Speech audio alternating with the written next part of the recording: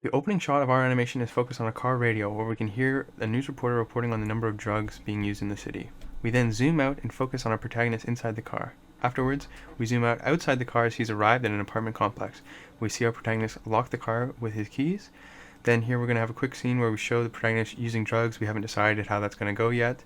Then we see our protagonist inside the apartment building, and we have a shot focusing on a broken elevator, and this will be key later on. We then have a storyboard here just to showcase the layout of the building. It won't be in the actual animation, but you can see the layout here.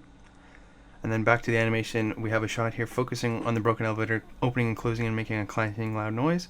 And then a shot of our protagonist lamenting that I'll have to take the stairs instead of being able to take the elevator. A POV shot walking up the stairs before he arrives in front of the building that he has to clean, as our protagonist is a janitor, a housekeeper type.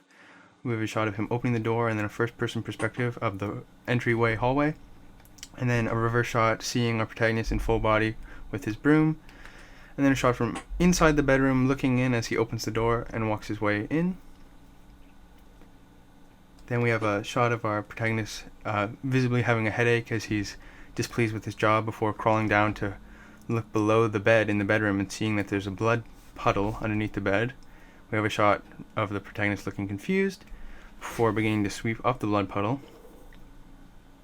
Then we have a really interesting shot where we're viewing the protagonist from underneath the bed, almost as if we're looking at the protagonist from underneath the bed. And then the next shot shows our camera view moving, as if we were some creature stalking the protagonist from underneath the bed. After this, we have a shot leaving the bed, and we see the door slam shut behind the protagonist. And then the next shot is him looking out from his sweeping in confusion.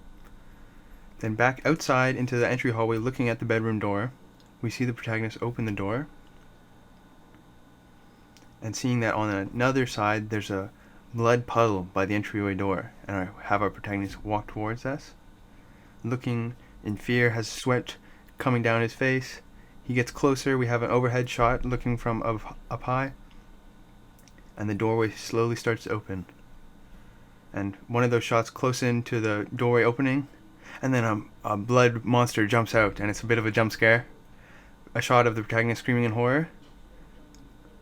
And then we go to a sideways shot of the protagonist falling over onto the floor. And then we're going to visibly show that the lights in the apartment have turned off, and the protagonist exclaiming that he has to leave right away. And then we'll have a shot of him stood up using his flashlight to look in the darkened apartment, and he'll head down the path yet untread. And then we'll have a shot from the other side of that new hallway looking at the protagonist as something runs across the camera, a red figure. And the protagonist seeing that, but not knowing quite what it is. And the protagonist finds with his flashlight the fuse box, but he sees from a close-up view that there's blood on the fuse box. But luckily, he exclaims that the fuses are at least working and the lights are back on. And then we have our protagonist going to leave the apartment before realizing that he's dropped his car keys somewhere.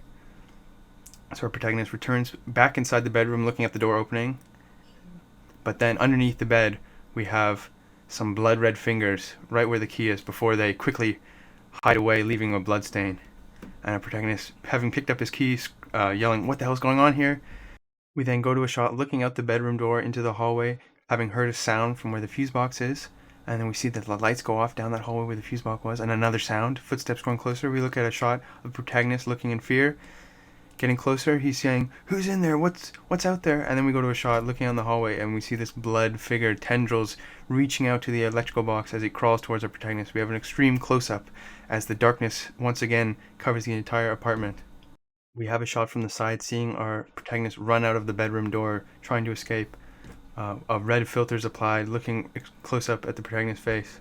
We see from his perspective a number of shadowy figures blocking the way from the apartment exit. Blood written on the walls, "Get out." And then we see from outside the apartment him blasting open the door, the red shadow filling the apartment. Then we go to a shot of him repeatedly mashing on the elevator button, trying to open it in his frenzy to get out of the apartment, looking over his shoulder, seeing the shadowy figures come at him from inside the apartment.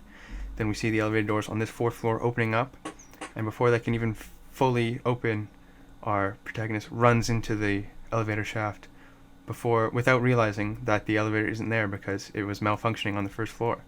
And then we go to a camera shot back onto that view of the first floor with the broken elevator, and we hear a loud sound hitting it from above. And then the camera slowly begins to go towards the elevator as we see blood pooling from the roof of it down inside. And our final lingering shot is on a poster inside the elevator that is a anti-drug, indicating that all the horrors our protagonist experienced were just hallucinations as a result of his drug taking